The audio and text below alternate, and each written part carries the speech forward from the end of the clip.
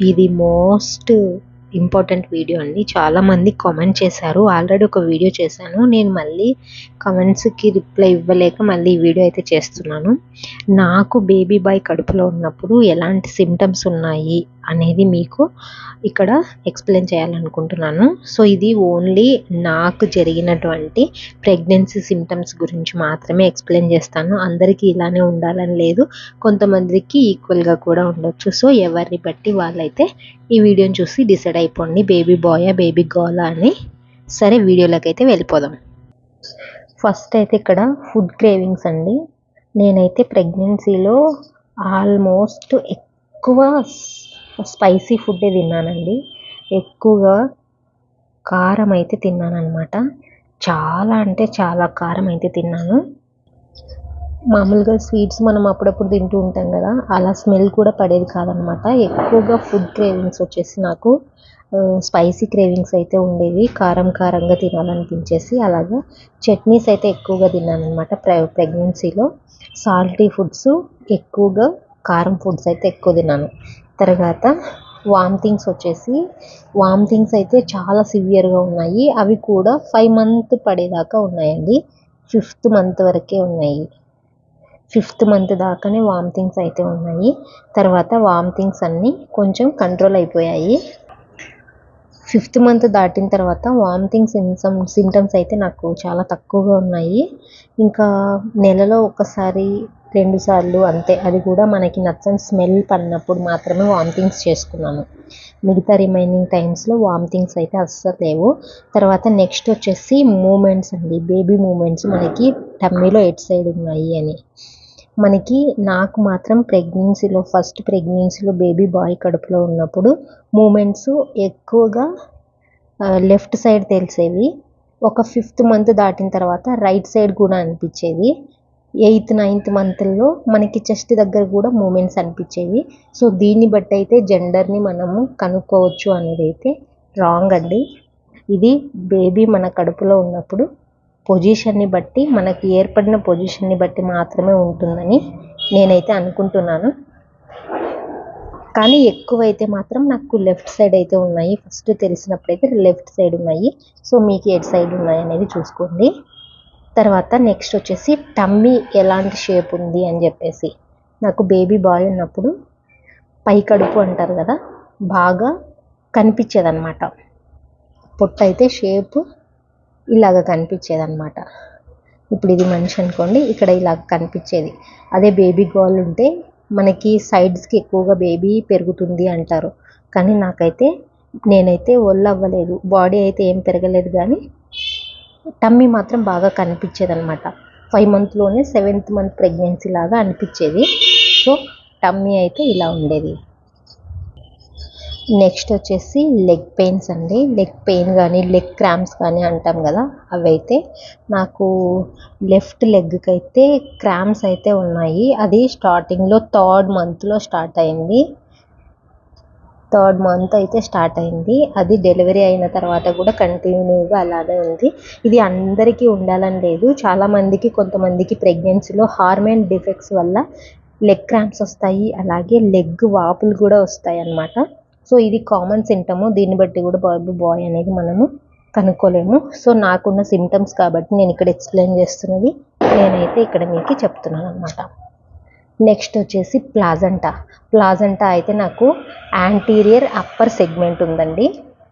ఇక్కడ నాకు ప్లాజంటా వచ్చేసి యాంటీరియర్ అప్పర్ సెగ్మెంట్. అంటే మనకి బేబీ బాయ్ ఉంటే ఒకలాగా, బేబీ గర్ల్ ఉంటే ఒకలాగా ఉంటుంది అంటారు కదా. నాకైతే ఇక్కడ యాంటీరియర్ అప్పర్ సెగ్మెంట్ ఉంది. దీన్ని బట్టి మీరు బేబీ జెండర్ని కనుక్కోవాలి అంటే యాంటీరియర్ ఉండి బెల్లీ లైన్ అనేది మనకు వస్తుంది కదా, బెల్లీ లైన్.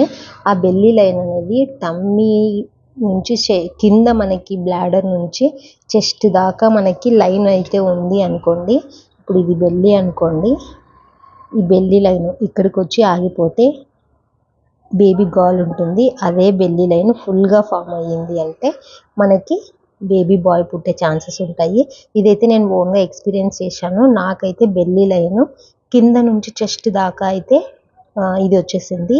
ఇది నాకు ఏ మంత్లో స్టార్ట్ అయ్యింది అంటే 4th మంత్ ఎండింగ్ నుంచి, అంటే అరౌండ్ 5th మంత్ స్టార్టింగ్లో స్టార్ట్ అయ్యి మనకి 8th 9th మంత్ వచ్చే లోపల బెల్లీ లైన్ అనేది ఫుల్గా ఫామ్ అవుతుంది. కొంతమందికి అసలు బెల్లీ లైన్ అనేది ఉండదు.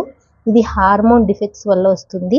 మనకి హెచ్సిజి హార్మోన్స్ అనేవి ఎక్కువగా ఉన్నాయనుకోండి, ఇది అనేది డార్క్గా, కొంతమంది లైట్గా ఇలా ఫామ్ అవుతుంది.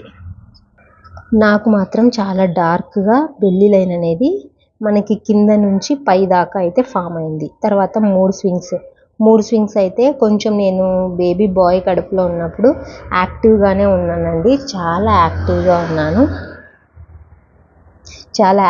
అయితే ఉన్నాను. డల్గా ఎప్పుడు లేను.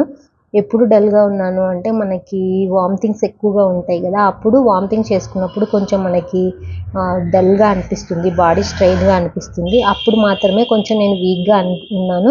మిగతా టైమ్స్ వామిటింగ్స్ కంట్రోల్ అయిన తర్వాత చాలా యాక్టివ్గా అయితే ఉన్నాను. తర్వాత నెక్స్ట్ వచ్చేసి ఫేస్ అండి. ఇక్కడ ఫేస్ అయితే మాత్రం నాకు బేబీ బాయ్ కడుపులో ఉన్నప్పుడు నాకు మాత్రం చాలా ఫెయిర్గా అనిపించింది. నేను చాలా గ్లో అయ్యాను అనమాట.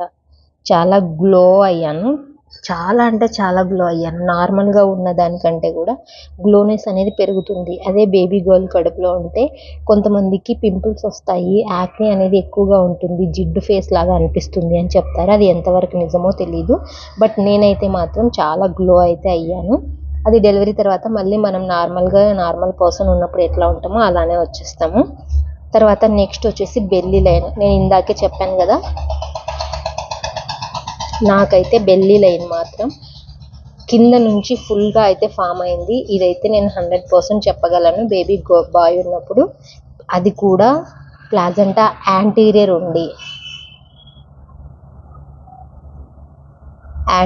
ఉండి బెల్లీ లైన్ మాత్రం ఫుల్గా ఫామ్ అయ్యింది అంటే మీకు 100% బేబీ బాయ్ పుట్టే ఛాన్సెస్ ఉంటాయి.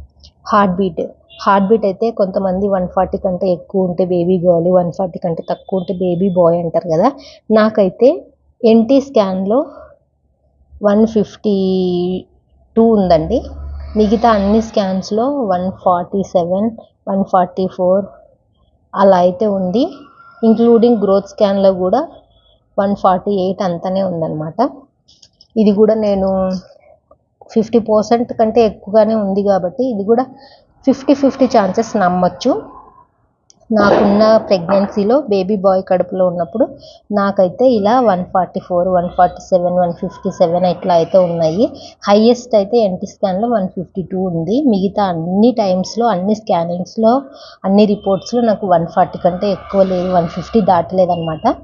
నెక్స్ట్ వచ్చేసి స్లీపింగ్ పొజిషన్. ఈ స్లీపింగ్ పొజిషన్ కూడా మనకి యూట్రస్లో ఎటు సైడ్ ఫామ్ అవుతుందో దాన్ని బట్టి మనకు స్లీపింగ్ అనేది డిసైడ్ అవుతుంది. ఒకవేళ మనకి రైట్ సైడ్ ఫామ్ అయితే లెఫ్ట్ సైడ్ ఎక్కువగా బాగా పడుకోవాలనిపిస్తుంది. లెఫ్ట్ సైడ్ ఫామ్ అయితే రైట్ సైడ్ తిరిగి పడుకోవాలనిపిస్తుంది. నేనైతే ఎక్కువగా లెఫ్ట్ సైడ్ తిరిగి పడుకున్నాను బేబీ బాయ్ ఉన్నప్పుడు. ఇదైతే లెఫ్ట్ సైడ్ అండి. నాకైతే ఎక్కువ మూమెంట్స్ తెలిసింది మాత్రం లెఫ్ట్ సైడ్. సో నాకైతే బేబీ బాయ్ సిమ్టమ్స్ ఇవి. ఇందులో మీకు ఏవైనా సెట్ అయితే మీకు బేబీ బాయో బేబీ గర్లో ఒకసారి అంచనా వేసుకోండి. ఇదైతే 100% నాకు జరిగినట్టే మీకు జరుగుతుంది అని కాదు, నాకున్నట్టే మీకు ఉండాలి అని కాదు, లేవు అంటే బాబు పుట్టడు అని కాదండి. మీకు ఒకవేళ ఇక్కడ ఉన్న ఈ 11 to 12 సిమ్టమ్స్లో ఒక 5-6 సిమ్టమ్స్ ఓకే అయినా కూడా 50-50 ఛాన్సెస్లో మీకు బేబీ బాయ్ పుట్టే అవకాశం ఉంటుంది. మోస్ట్లీ ఇంపార్టెంట్ ఏంటి అంటే మనకు ఫుడ్ విషయానికి వస్తే ప్రెగ్నెన్సీలో మనకి ఫుడ్ అనేది బాగా కారంగా తినాలనిపిస్తుంది. ఇదైతే మెయిన్ సిమ్టమ్. ఇది నేను చాలా ఎక్స్పీరియన్స్ చేశాను. సో ఇదైతే నాకు ప్రెగ్నెన్సీలో బేబీ బాయ్కి ఉన్న సిమ్టమ్స్ అండి. నెక్స్ట్ బేబీ గర్ల్కి ఎలాంటి సిమ్టమ్స్ ఉంటాయి అనేది నేను ఎక్స్పీరియన్స్ చేసినదైతే వీడియో అయితే చేస్తాను. ఈ వీడియో మీకు యూస్ఫుల్ అయ్యిందంటే తప్పకుండా లైక్ చేయండి, షేర్ చేయండి, ఛానల్ని అయితే సబ్స్క్రైబ్ చేసుకోండి. Thank you.